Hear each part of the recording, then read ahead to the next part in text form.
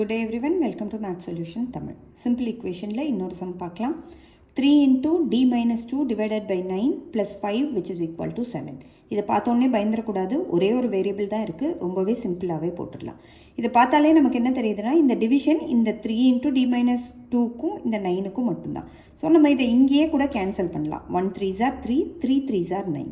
இந்த ப்ளஸ் 5 செப்பரேட்டாக தான் இருக்குது, இதை ஃபஸ்ட்டே கூட நம்ம டிரான்ஸ்போஸ் பண்ணி அந்த பக்கம் எடுத்துகிட்டு போயிடலாம். ஸோ இப்போ ரிமைனிங் என்ன இருக்கும், d minus 2 by 3 which is equal to 7. இதை டிரான்ஸ்போஸ் பண்ணோன்னா அந்த பக்கம் போயிடுச்சுன்னா -5. So d minus 2 by 3 which is equal to 2ன்னு வந்துடும். that is d minus 2 which is equal to 2.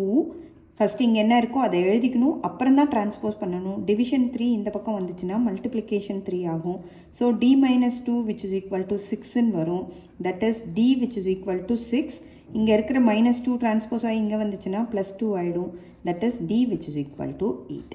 Next வீடியோவில் மீட் பண்ணலாம். தேங்க்யூ.